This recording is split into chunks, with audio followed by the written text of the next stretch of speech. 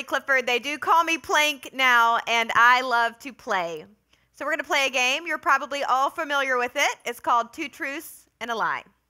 But since we like to do things differently here at Mount Vernon, I'm going to tell you two lies and a truth, and I want you to see if you can listen carefully to these stories and identify the truth. Story number one. A healthy baby was born to two parents, but these parents had had a rough life.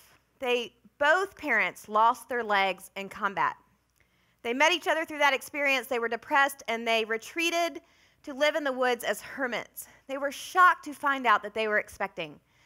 But this new baby brought a lot of joy to their lives, and when the baby was born, it developed normally. It met all its developmental milestones, despite being completely cut off from the world, even from media.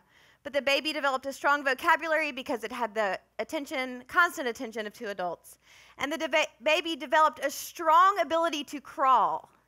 I mean, this baby could go on all fours from wheelchair to wheelchair to get all the love and attention from his parents. But one day the parents were saddened because the baby had never tried to stand up and never tried to walk. So they encouraged the child, stand up on your feet. The child was very confused because this long shin bone and these four limbs could get the toddler where he needed to go quickly, but standing on this little thing you call a foot made him wobbly and fall and slow. So he refused to keep trying, and he became an incredible crawler, but he had never seen legs on anybody else, and he had never seen walking in motion, and he didn't learn to walk. Story number two. There was a family of four living in the desert. They had twin 10-year-olds, and the 10-year-olds had never seen more than 8 ounces of water at a time, until the family decided to move. And upon moving back to a neighborhood that had a pool, the children stumbled upon this water. And it was so much water, and they'd heard the concept of swimming, but they had never seen it. And the parents really enjoyed that wonder and amusement on their twins' faces, so they said, "Jump in and swim." The children were excellent at following multi-step directions, so they took them one at a time and they jumped in. But then they realized, oh no, I don't know how to swim. But the parents stood on the side of the pool and they said, swim harder, swim deeper, swim faster. But if you've never seen swimming, it doesn't matter how much encouragement you've had. So the twins sunk to the bottom of the pool. The third story. There was a little girl in a big classroom. She had the best teacher. The teacher had 20 years experience and a master's degree.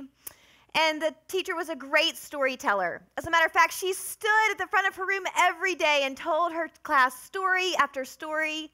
They loved those stories, and they remembered at least 10% of what they heard. But one day the teacher came back from a conference, and she decided she wasn't going to be the sage on the stage anymore. She stood on the side, and she told the kids, "I'm through talking. I want you to think." Well, every child in that classroom had a brain, but they'd never seen their brain. They'd never seen another child's brain. They'd all had thoughts, but they'd never seen other people's thoughts. So they just sat with this instruction to think. And this was a great teacher, and she informally assessed the needs of her learners, and she started to encouraging, think harder, think deeper, think faster. It didn't matter as much encouragement as she gave, the children still sat. But she was a great teacher, so she went home and she reflected. She changed her lesson plans for the next day, and she went back in. She stood at the front of the class, and she started telling stories again. Which story is the truth? By a show of fingers, a 1, a 2, or a 3? I'm not surprised that most of you identified 3. I made up the other 2 stories, but the third story is probably a true story. But is one any more ridiculous than the other? Should a child who's never seen legs be able to know how to walk? Or a child who's never seen a pool know how to swim? Why would we think that a child who's never seen another person's thoughts know what to do when we say think? But we tell them to do it all the time. We were told to do it tonight. I've probably already told you to do it because we say it without realizing it. So let's analyze an expression that we've probably all used. Think before you fill in the blank. Think before you cross the street. Think before you speak. Think before you drink and drive, right? We tell other people to think before they do something. But what is our expectation? We're actually communicating we want them to observe the scene, analyze possible scenarios, evaluate the conclusions of the possibilities, and choose the one that's the most positive or the safest. But we don't tell a 3-year-old that before they cross the street to the playground. We don't tell a 5-year-old that before he hits his friend and gets his truck back. We just simplify it to one word of think. But there's nothing simple about thinking. It is a very complex idea. Because observing is not the same as evaluating. Describing is not the same as predicting. There are so many facets of thinking. What if we became learning environments and living cultures that were more explicit in what we mean and what we expect when we challenge learners to think? What if we even showed what thinking looked like? I want to outline for you a few thinking routines that I think will help you launch or enhance a design thinking culture at your school. These thinking routines are meant to be visible, so they are organized on charts. We use Post-it notes and big Sharpies. We use visuals like stoplights and circles. They're meant to display what students and teachers and adult learners have on their minds so that we can connect with people who think like us. We can argue with people who think differently. Sometimes we can change our mind and learn from that, and we can even copy. Because the novice always imitates the expert. And as learners, it's okay to copy sometimes, because that's how we get better. So when you think about the design thinking process, the 4 stages that we use here at Mount Vernon, discovery is all about making observations and analyzing. So 2 thinking routines that I love in the discovery phase. One, it's so easy. It's called Look Times 2. It's exactly what it says. Take your learners somewhere, to a congested intersection, to a park, to downtown, and just have them look and just write down what they see. Do it for whatever time period is appropriate for your age learner, and then bring them together and ask them, what did you see? Help them recognize they saw some things that everybody else saw. But then really celebrate the child who saw something that no one else saw.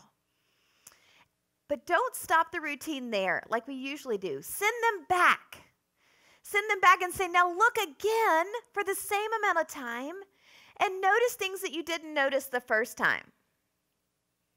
This time when you bring them back together, have them compare what they saw at the first glance to the list that they produced when they really had to look hard.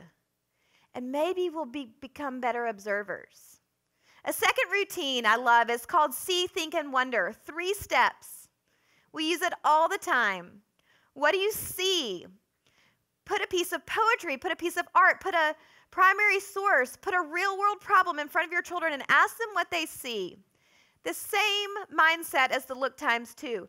But don't let the learners say what they think they see. For example, if they see children that are smiling, they need to write, I see smiling children, not happy children. Because how many of you have taken a picture of your child and they've been saying cheese, but they did not want to be in that picture, right? We can't assume that smiling children are happy children and have that mini lesson. But the second part, think, that's when you infer. What do you think is happening? Because we need to understand that just because something looks one way doesn't mean we can assume that it is how it appears. The final part to that, you see, you think, and then you wonder. One of the most important skills we can teach our children is how to question, to foster their curiosity. And when you do this over and over and over again in your classroom or in your learning environment, children will get better at asking questions. They will stop asking the obvious questions that have a findable answer, like what's the name of this park? How long has this, when was this written? They will start asking questions that provoke meaning and provoke story, like what's the purpose of a park? What can we learn at a park? What happens when an intersection is congested? So teaching and giving feedback about their questions, it's really fun to watch that. And when you do thinking routines, when you model and scaffold thinking in your discovery work, your empathy work is so much richer. So moving into the second stage of design thinking, 2 favorite thinking routines. One is so simple. It's one question. Because empathy is about interviewing. It's about field work. And a lot of times as interviewers, we think our questions matter, but they don't. The user's stories are what matter. So instead of trying to get answers to your questions, try to get the user to tell stories. And the best question for that is what makes you say that.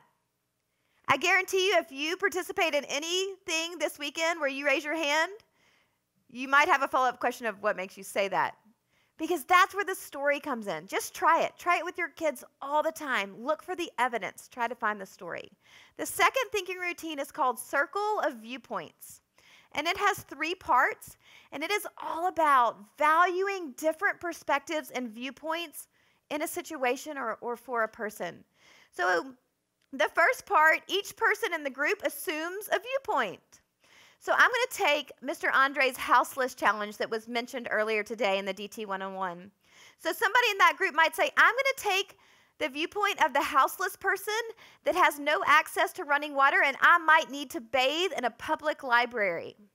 And somebody else on the team might say, I'm going to take the viewpoint of a librarian who is trying to keep my space safe and clean for my community. And a third person might say, well, I'm going to take the viewpoint of a kid that goes to check out a book and walks into the bathroom and sees someone bathing. So there are multiple sides to every situation, and that helps the group engage in the complexities that real-world problems bring. So step 1, everybody identifies their perspective. Step 2, you simply share a thought. And step 3, you share a concern about the person in that role.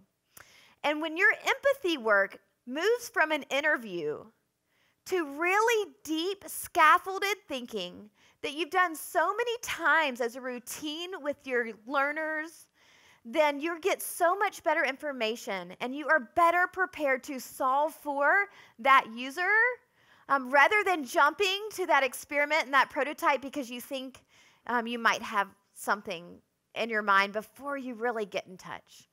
Because the discovery work is about those observation and analysis skills. The empathy work is about uncovering the heart of the issue or the heart of the person or the heart of the opportunity.